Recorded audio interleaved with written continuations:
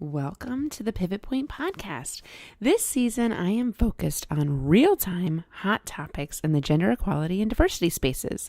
In this episode, I will break down a current event, provide my point of view, what I liked, what I'd like to see change, and leave you with some actionable tips to think about and discuss with your organization.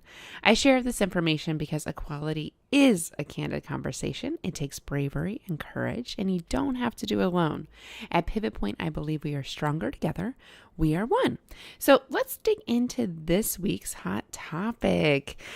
So I have spoken twice this week about engaging men as allies, a subject that is near and dear to my heart. I think if I were to count, I've spoken over 120 times on this subject now, if I were keeping score, but I don't. And I always am so intrigued when I have the opportunity to do live Q&A and get questions from the audience. And the question that came up this week that I promised the audience I would podcast about is, what do you do with a non-ally?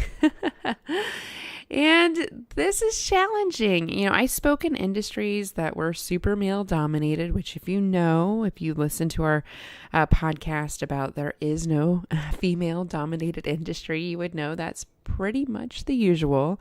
However, I will say, one of the industries I spoke with was 92% male and primarily Caucasian male, for example. And so in industries like that, there is bad behavior. You know, when we don't have diversity, when we don't have each other to kind of check each other and be the yin to the yang, there can be, prevalent bad behavior, in fact. And so I heard what the audience was saying.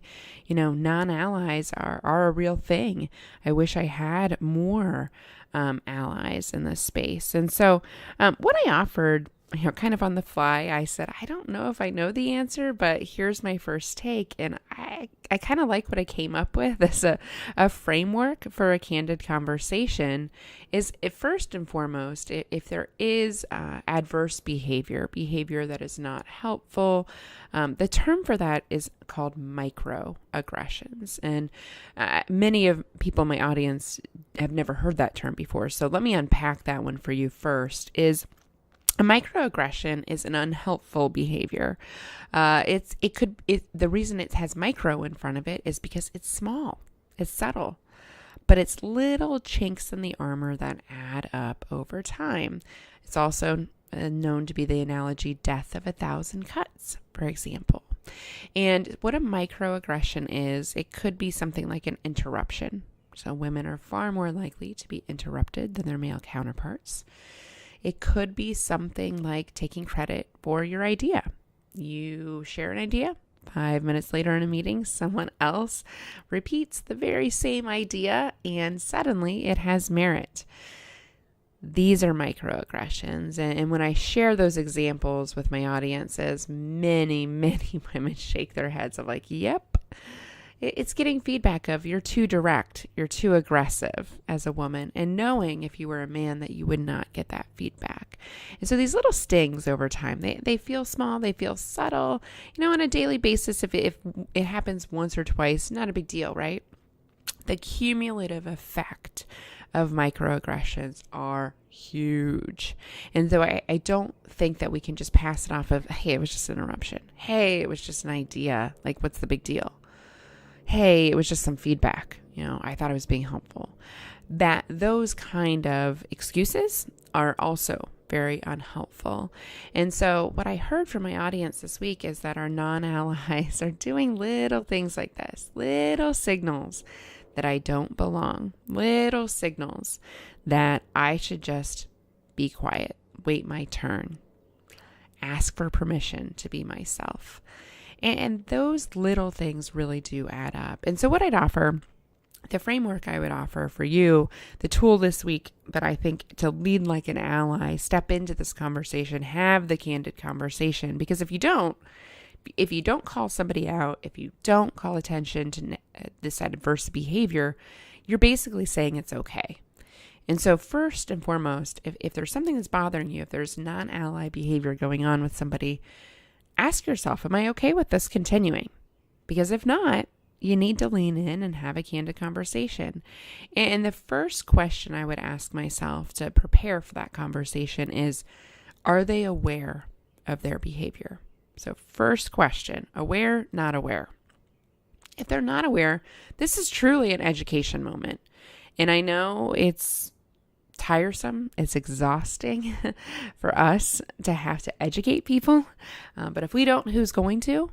And so this is an educational opportunity. I think if they're unaware, great. Let's make them aware, right? And the way that I would do that is point out specific behaviors that are unhelpful and the perception of those behaviors.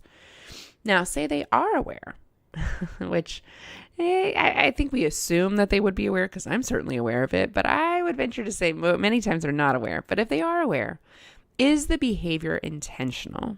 So that's the second question I would ask. Is the behavior intentional? Meaning they are choosing to behave this way on purpose. Many times it's unintentional, but if they're truly a non-ally, they're aware of the behavior and it is intentional. Again, I don't find this to be true very often, but let's go ahead and go with worst case scenario and lean into that candid conversation if they are aware and it is intentional negative behavior. And this may be an egregious, type of statement of, we don't promote women here. I have heard that this week. Actually, I've experienced that in my career from a CEO. So these statements are truly said in the workplace, even in 2019. So let's go with that one. Aware, intentional, bad behavior. The way that I would instruct you to lean into that candid conversation is to first and foremost address the question I ask you. Am I okay with this behavior continuing? If I'm not okay with that, my choice is to say something. My choice isn't to enlist an ally, maybe to help support me in this conversation, have the conversation for me, be there when I have the conversation for support. And the conversation could simply go like this. In this situation, right? Paint the picture. In this situation, saying it's not happening right now necessarily. In this meeting, when you said this, when you did this, whatever it is, fill in the blank, behavior, not personal attack. I felt this way. The perception of this behavior was this. Okay? So again, you're drilling in on perceptions, on your feelings about the behavior rather than attacking the person's character.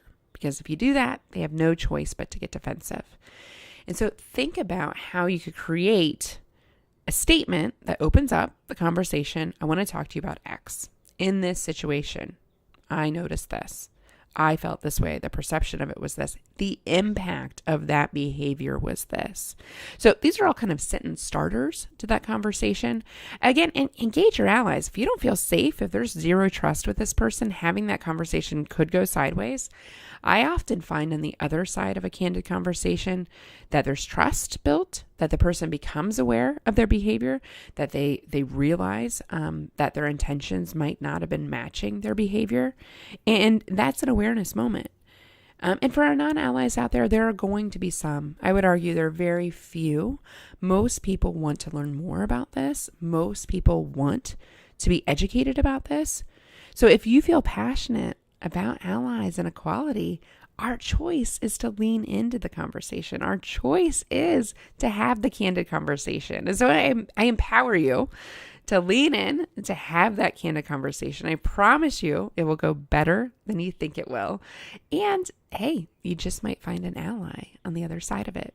So that's this week's hot topics. Tune in next week. We're actually going to have an interview next week. So we look forward to sharing some thought leadership on diversity in the workplace and what a dear ally of mine has to share. So that'll be a special guest next week.